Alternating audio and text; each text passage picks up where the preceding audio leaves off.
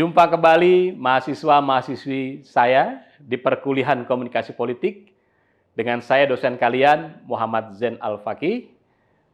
Hari ini kita akan berbincang dan membahas tentang kampanye politik. Ya. Pertemuan sebelumnya kita sudah membincangkan tentang politik, kita sudah membahas tentang kekuasaan, kita sudah membahas tentang negara, kita sudah membahas hubungan antara suprastruktur politik dengan infrastruktur politik. Nah, saat ini saya ingin mengajak kalian membahas tentang kampanye politik, ya. Jadi jangan kaget, ya. Hari ini saya akan ajak kalian untuk memahami apa sih yang dimaksud dengan kampanye politik, ya. Kampanye politik, adik-adik sekalian, menurut ahli, ya, ini bisa Anda lihat di slide, ya, adalah upaya yang diorganisasi oleh kelompok yang ditujukan untuk mempersuasi target sasaran agar bisa menerima, memodifikasi, atau membuang ide, sikap, dan perilaku tertentu. Jadi kampanye politik itu, ya, dia punya sasaran. Siapa yang disasar? Yang disasar adalah sekelompok orang. Untuk apa? Untuk ikut, ya, pada agenda-agenda yang dimiliki oleh orang yang punya kepentingan kampanye politik atau kelompok yang punya kepentingan dalam kampanye politik. Dan biasanya, adik-adik sekalian, hal ini dilakukan dengan cara-cara persuasif, ya. Gampang saya memberikan contohnya pada kalian. Pada saat pemilihan presiden akan berlangsung atau pemilihan anggota DPR akan berlangsung atau pemilihan anggota DPD akan berlangsung atau pemilihan kepala daerah akan berlangsung, kita sering menyaksikan banyak baliho-baliho bertebaran. Kita juga banyak menyaksikan poster-poster berselebaran di media sosial.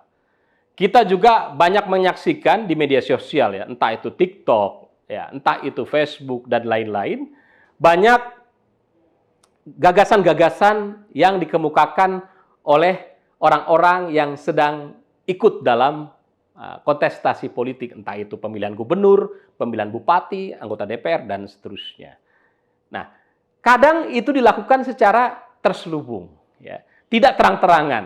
Nah, ini adalah bentuk-bentuk kampanye politik sebenarnya, ya, karena itu dilakukan secara persuasif.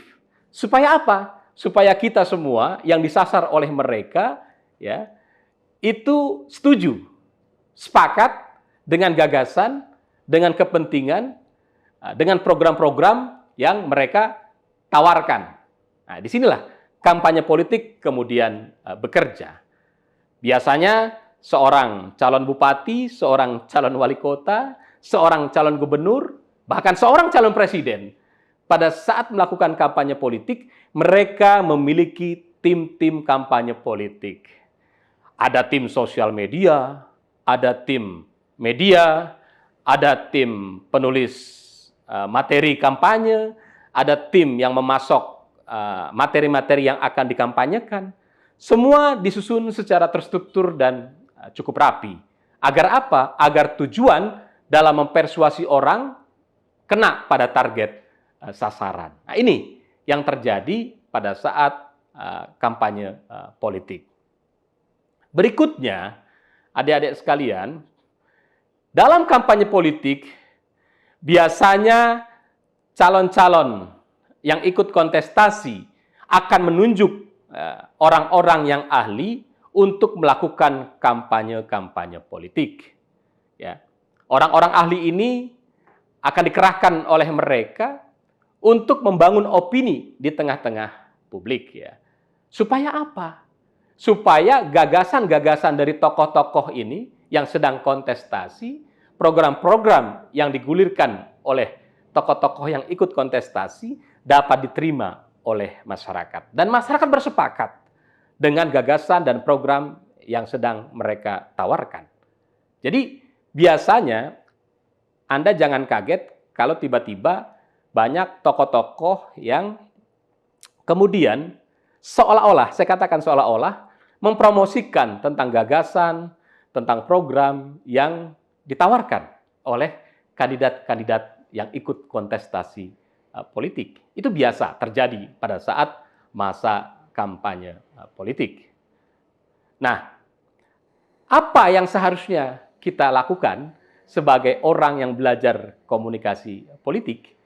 Kita harus mampu melihat, ya, harus mampu menganalisa apakah gagasan-gagasan, program-program yang ditawarkan oleh para ahli ini, oleh kontestan-kontestan ini adalah gagasan-gagasan yang sangat mungkin diwujudkan pada saat mereka terpilih, ya. Entah terpilih sebagai bupati, terpilih sebagai gubernur, terpilih sebagai presiden, bahkan terpilih sebagai wali kota. Jadi jangan sampai itu hanya jargon. Nah ini, Anda sebagai penstudi komunikasi politik, itu harus mampu melakukan analisa yang mendalam, kemudian harus mampu mengkaitkan gagasan dan program mereka itu dengan realitas. Mungkinkah gagasan-gagasan dan program yang mereka tawarkan itu dapat diwujudkan atau tidak? Jangan-jangan apa yang mereka tawarkan itu hanya ilusi. Nah, ini bedanya antara kita dengan mereka yang tidak belajar tentang komunikasi politik. Karena bagi kita, para penstudi komunikasi politik, kita itu akan menganalisa pesan-pesan yang mereka kemukakan. Kita akan menganalisa pesan-pesan atau program-program yang mereka tawarkan. Apakah itu masuk akal? Apakah itu bisa diwujudkan dalam kenyataan? Jangan-jangan itu hanya ilusi. Nah, ini yang membedakan antara kita yang belajar tentang komunikasi politik dengan mereka yang tidak belajar tentang komunikasi politik. Maka saya selalu katakan dalam setiap perkuliahan bahwa seorang penstudi komunikasi politik, dia harus memiliki referensi yang cukup banyak. Untuk apa? Untuk melakukan analisa terhadap pesan-pesan yang dikemukakan, yang disampaikan oleh aktor-aktor politik. Apakah pesan-pesan itu pesan-pesan yang rasional atau tidak? Atau jangan-jangan hanya pesan-pesan yang berisi ilusi. Nah ini tantangan buat kita semua, termasuk saya dan Anda, pada saat melakukan kajian, menganalisa pesan-pesan politik yang dikemukakan oleh kontestan-kontestan politik yang sedang bertarung dalam kompetisi politik. Nah, dalam kampanye, adik-adik sekalian, mahasiswa, nih Anda bisa lihat di dalam slide ini bahwa ada tahapan-tahapan atau langkah-langkah yang dilakukan oleh seorang kandidat pada saat mereka melakukan kampanye atau dilakukan oleh tim kandidat pada saat mereka melakukan kampanye. Yang pertama yang harus dilakukan adalah melakukan analisa masalah. Ini penting, ya. Bagaimana Anda bisa memenangkan tim Anda, kontestan Anda, ya, figur yang Anda dukung, mampu memenangkan kontestasi pemilihan kalau Anda tidak pernah memahami tentang masalah, ya, yang dibutuhkan, yang perlu dipecahkan, masalah yang perlu diselesaikan, masalah yang harus dicarikan jalan keluar bagi masyarakat atau target sasaran yang Anda tuju. Misal, contoh, pada saat di sebuah daerah dilanda kekeringan, Anda harus tahu, tim Anda pada saat ikut kontestasi di daerah pemilihan, Anda harus tahu bagaimana caranya mengatasi kekeringan yang terjadi di daerah pemilihan tersebut. Apa langkah-langkah konkret yang Anda tawarkan? Apa program yang Anda tawarkan? Sehingga masyarakat bisa keluar dari permasalahan tersebut. Ini penting memahami masalah. Kedua, memahami halayak yang disasar. Ya. Kalau Anda menyasar generasi milenial, jangan Anda gunakan diksi-diksi, idiom-idiom, jargon-jargon yang tidak berkaitan dengan keseharian hidup mereka. pasti mereka akan kebingungan. Apa sih yang sedang Anda lakukan? Pesan apa yang sedang Anda sampaikan? Karena setiap halayak itu punya kekhasan bahasa, kekhasan pola komunikasi yang perlu kita perhitungkan, yang perlu didalami, yang perlu dipersuasi. Yang ketiga adalah merumuskan tujuan. Seorang kandidat apabila pesan-pesan komunikasinya ingin diterima oleh halayak, harus punya tujuan yang jelas.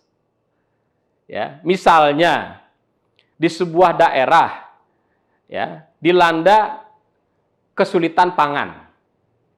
Berarti kan masalahnya adalah bagaimana ketika Anda nanti memimpin, Anda mampu menawarkan, ya, Anda dan tim Anda mampu menawarkan kepada masyarakat sekitar bahwa akan ada program-program yang bisa membantu mereka memecahkan masalahnya.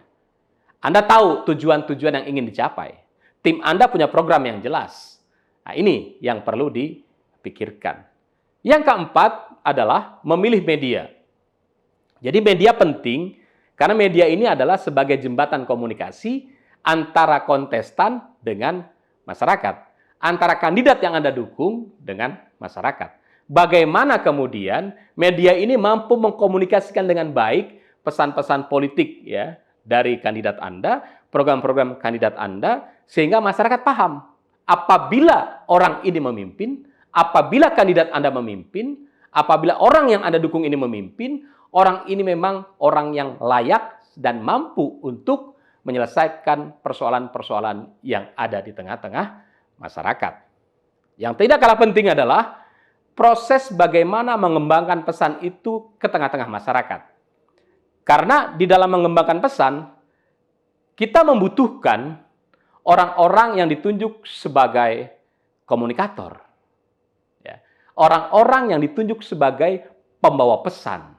Nah, orang-orang yang ditunjuk ini adalah orang-orang yang harus mampu menjelaskan dengan detail, dengan baik, apa yang menjadi program, apa yang menjadi pesan dari kandidat yang Anda dukung. Jangan sampai Anda menunjuk orang-orang yang tidak menguasai permasalahan. Ini bisa blunder buat kepentingan Anda dan tim Anda pada saat mendukung calon tertentu. Yang keenam, yang juga tidak kalah penting adalah merencanakan produksi media.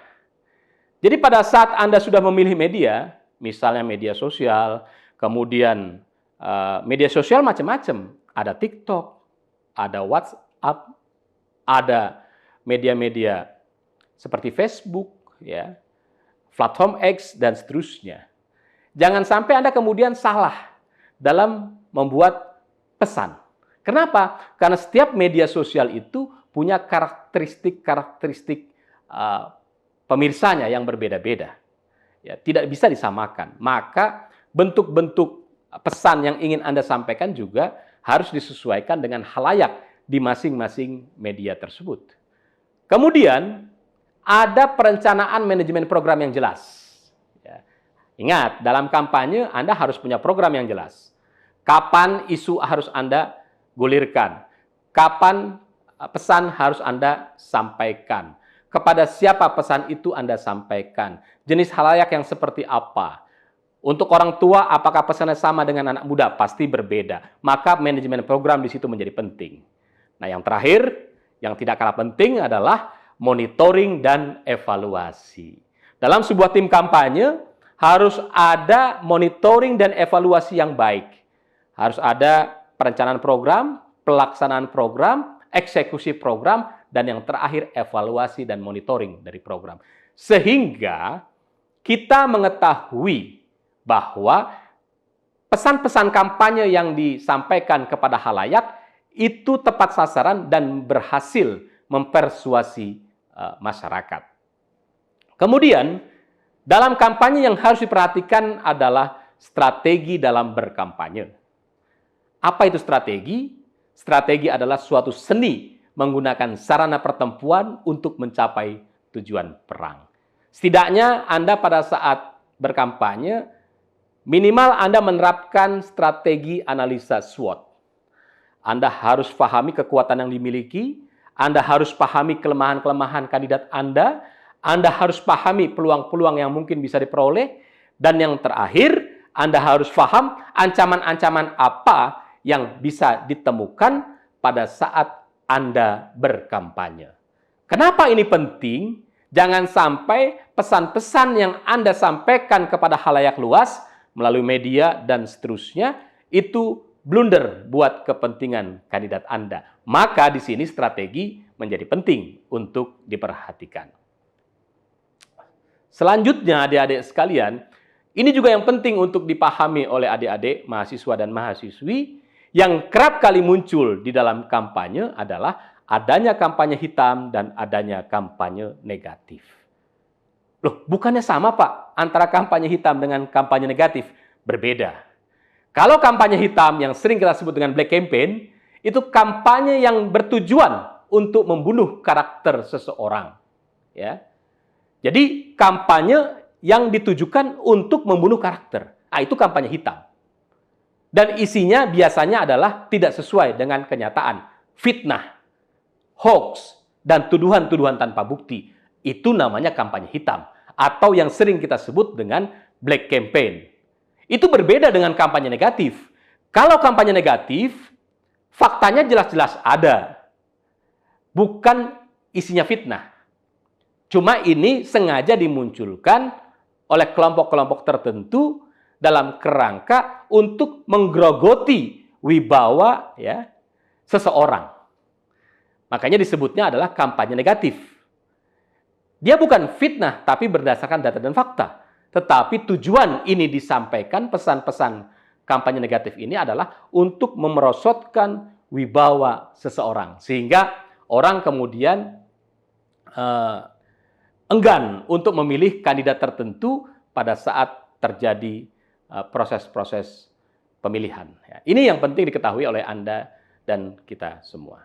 Jadi ini yang ingin saya sampaikan kepada Anda semua dalam pertemuan pada hari ini tentang kampanye politik. Harapan saya apa yang saya sampaikan ini memberikan tambahan wawasan, tambahan pengetahuan buat Anda semua. Terima kasih adik-adik mahasiswa yang telah menyimak dengan baik perkuliahan yang saya berikan. Akhir kata, saya ucapkan mohon maaf apabila ada hal-hal yang kurang berkenan. Saya akhiri, wassalamualaikum warahmatullahi wabarakatuh.